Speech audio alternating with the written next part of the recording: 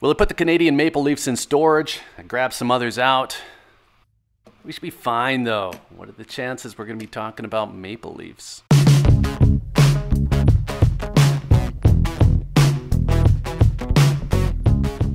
Okay, so I just bought again, and I know that I said that I wasn't going to be buying, that I was waiting, but we did find that dip. I know sometimes it gets old hearing people say buy the dip, but that's what I did. Spot price hit $18.60, and then one of the online dealers had a Canadian maple leaf promotion. Actually, I think two of them did, and that was for $89 over spot, so all said and done, total was $19.50. Now, I wouldn't say that that's the best deal I've ever had, but it was a good one for recent history, and this isn't really about the online dealers, but if you're looking for that deal, you check out SD Bullion or Silver Gold Bull. Now, in the grand scheme of things, these kinds of dips are minor. 2% drop in spot is not a big deal. An online promotion that gets you 4 or 5% premium, also not a big deal. And I wasn't rushing out to buy that yesterday because I just had to have it. I just thought it felt like a good price for my monthly buy. That was $1,950. Well, that's less than a local coin shop would have paid me for that same coin just a few days ago, so I grabbed it. There are definitely cases where I would be rushing, though. Let me give you two scenarios where things aren't minor anymore. Two scenarios where I'd be all in.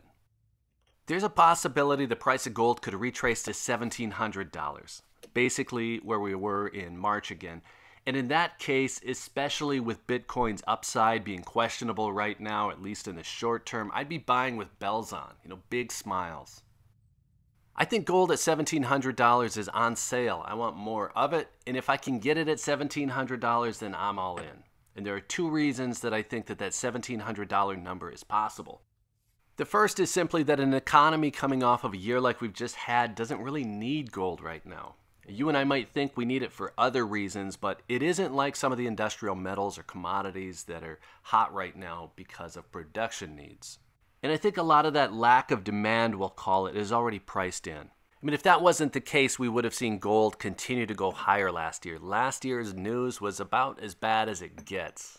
And the second reason I think that it's at least possible that we would go back down to $1,700 for the price of gold is that the economic indicators are going to be showing positive signs.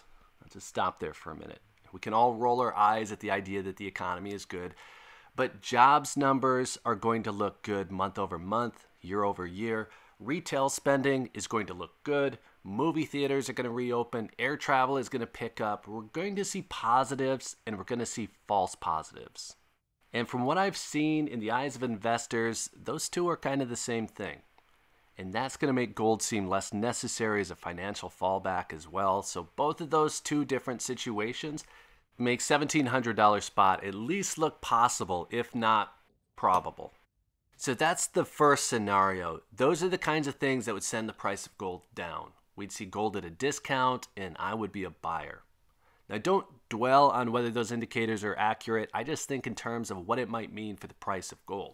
This is probably a good place to say that I'm not a financial analyst, so I don't really know. That's just based on experience, history, watching gold price as much as I do, seeing what I see. Those are all, honestly, it's common sense.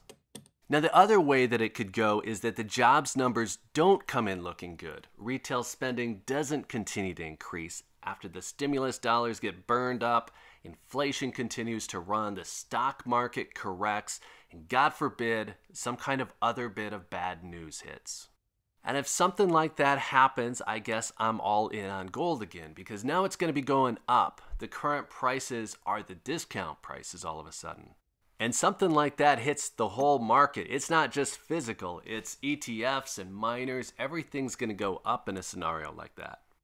Now, the important part here is to watch what's really happening. Do we see the veneer of economic recovery? Again, positives or false positives, or do we see actual bad news? I found that a lot of people on YouTube use investor terminology, but they don't really know the first thing about money.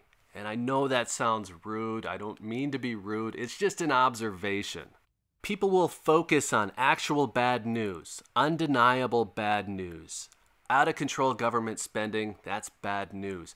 But when an economic signal comes out and says, hey, we've got more jobs, we've got more retail spending, the movie theaters are opening, those are the kinds of things that are actually going to affect the price. So you've got this situation where people are talking about one thing that's bad news, but it's not actually going to do what they say it's going to do. So bad news, therefore higher gold prices. Well, we're looking at the wrong parts of the economy. And I'm not trying to tell you the economy's great.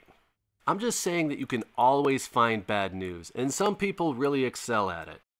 Now that maple leaf that I bought, not my first choice. I think I've said this before, it's my third. I like American Gold Eagles, then I like Buffaloes, then I like Maples. All of them are fantastic coins. All of them are easy for me to sell locally, whether I go to the local coin shop, whether I sell them direct. I have a lot of options, but in order to take advantage of that 1860 spot price and get to that 1950 number, it was the maple. A Buffalo local, well, I don't know what's going on locally. Just at the moment, local premiums are out of control. And I love the local coin shops. I hope they're always around. I want to do business with them when I can.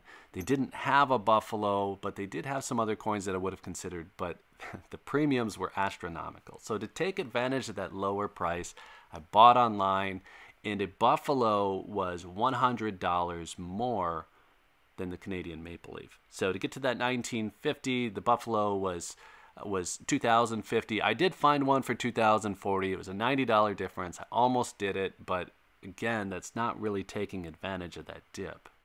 And as you can see, I don't have a Canadian maple leaf to even show today. I have been traveling. I touched base home. I switched out some coins, which is just the weirdest thing that I'm switching out coins so I can do these videos, but that's what I did. I figured I'd grab the coins that I talk about the most and leave the maples behind because I just used them in a video where I wasn't even really talking about them. Anyway, I don't really like to be traveling with a lot of gold, as you can imagine. I do like to keep it split up, and what I've been doing lately is separating some of the coins so that they will permanently stay in 3 different locations. I have a vault. That might sound like I'm overdoing the whole idea of spreading out the gold. I know a lot of people like to have it all in one place within easy reach, but it makes more sense to me to spread it out, you know, to each their own. When I travel, I drop it in another Pelican case, and this is going to sound ridiculous, but you know, I showed the Pelican cases before. I think that that's interesting how people keep their gold, where they keep it, safe, security, even the cases and the capsules. And I have a travel Pelican case. I mean, because why not, right? This isn't air travel. I do take a little bit of gold with me sometimes when I've got an extended stay and I'm traveling by plane, but usually if it's by car, it's a totally different situation. It's easier. And again, as you know, I'm making these videos, so I'm taking certainly a lot more gold than I would have normally. Again, the goal here is to keep them permanently at the different locations that I spend my time. And again, this is really just specific to me. If you want to keep your gold and silver in a spot that, you know, it's for a go bag or whatever, and you want it in a case that you can run over with your SUV or your UTV or whatever you're doing, well, maybe this is a good option. I'll link to it because I know I'll get questions about it, but I'm not saying that this is a good way to go. I have Pelican cases. I like Pelican cases. I probably have a problem. Okay, so back to the gold. I think that Canadian maple leaf, we're going to call that my June buy. The American Gold Eagle that I have coming, the Type 2. I'm really excited about that for a few reasons. Mostly, though, it's curiosity. Again, kind of enthusiasm for the coin. I've been waiting for that for a long time.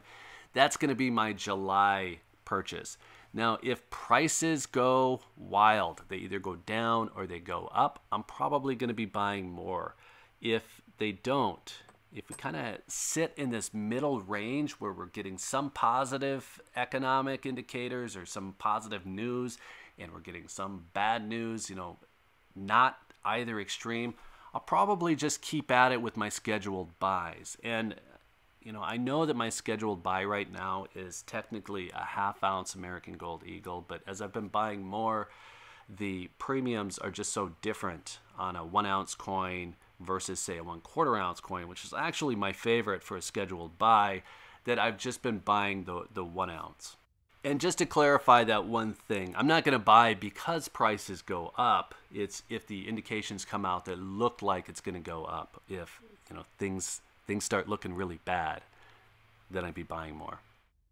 I actually don't mind being in this middle ground. I can relax on my buying and only jump when I see an actual deal. I mean, being all in on gold, it's actually a little bit stressful sometimes.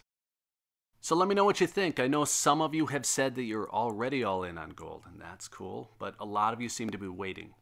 Hit us up in the comments either way, let us know, and while you're there, hit up some of those other buttons as well. There's a like button down there, a subscribe button, notification button. They all help get the word out. And if you made it this far, thank you. Always appreciate your time. Take care.